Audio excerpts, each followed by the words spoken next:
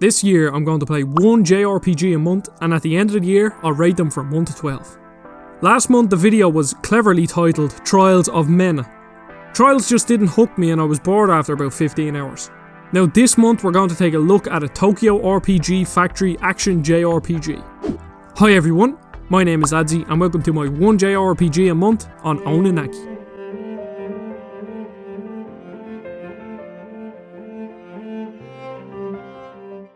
So one thing that I've learned since starting this challenge is that I definitely prefer action RPGs rather than turn-based.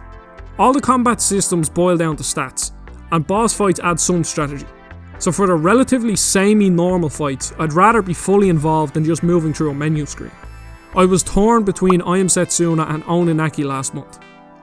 The interesting thing about these games is that I have listened to both of their soundtracks on repeat before even playing them. I don't think I've ever had a game that the music has made me want to play it. So I sided with Oninaki since I was in the mood for an action RPG. No beating around the bush here, Oninaki is dark. Really dark. Our protagonist Kagachi is a watcher, and basically these are the police that help people reincarnate into their new life. The whole game is about the cycle of reincarnation and it's not afraid to deal with some tough subjects. It only takes 30 minutes before you're dealing with an assisted suicide of grieving parents who just lost their son. When someone dies in Oninaki, they move on to a new life. But if there are lingering emotions in the real world, then they're trapped in the beyond and can't reincarnate. In this instance, the child was worrying about his parents, and the parents were in an inconsolable state, so the only way for the child to move on was for his parents to see him once more. The game is littered with dark stories similar to these, and they give the game a fair bit of depth. As the story goes on, Kagachi gets wrapped up in a chase after the Night Demon, a person who has slaughtered many people. Surprisingly, this story kept me coming back for more. As for the gameplay, it's a really fun action RPG. The main mechanic are Daemons. These are basically character classes wrapped up into a companion weapon. Something similar to Astral Chain. Over my 25 hours or so of this game, I found a lot of these, and they all play completely different. My favourite was the first one you unlock. With this demon, Kagachi wields a sword and getting quick attacks and dodge out of harm's way. Some of them are really unique, like a giant dog that focuses on AoE damage and can double jump. There's a demon here to suit every playstyle, and it made the combat feel really fresh. Now the best part of the gameplay, and upon thinking about it, it's the reason why this game hooked me over Trials of Mana, is the leveling system. Each demon has their own skill tree and it's like a smaller version of the grid sphere system in Final Fantasy X. I just love this kind of skill tree. There's something so satisfying about banking skill points and spending them all at once to dramatically improve your character.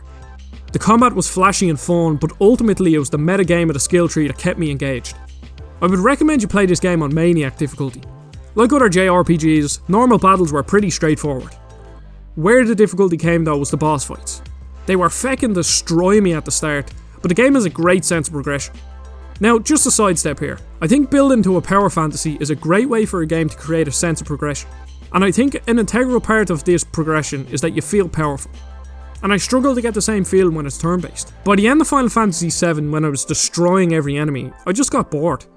By the end of Oninaki, when I was nearly one-shotting bosses, it just felt feckin' fantastic. All because I could feel the weight of my attacks.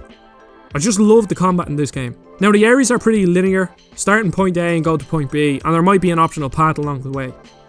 My biggest issue with this game is the lack of enemy diversity. It feels like you're fighting the same 15 enemy types across the whole game, and while boss fights offer some challenge, they reused a few bosses which made the fights feel very samey. I have to say I was caught off guard by how compelling a story this game had. There was just something very interesting about the Cycle of Reincarnation and the stories that came along with it. The overall plot was pretty predictable, but there was something that kept me coming back for more, and I think it's the uniqueness of the world. As fecked up as this sound, I couldn't wait to see what depressing story was around the corner. Whether it be parents who can't get over the death of their son, or a man whose guilt prevents his brother from moving on to his next life. This was one of the better games I've played this year. If you're looking for a fun action JRPG, then I would highly recommend this. It might have a few shortcomings, mainly it being quite basic, but Tokyo RPG Factory are there to make games reminiscent of original JRPGs, like Secret of Mana and Chrono Trigger. So this game achieves what it set out to do, and then some more. I hope you enjoyed this video. Thank you so much for watching. Don't forget to subscribe, and I'll see you all on the next video.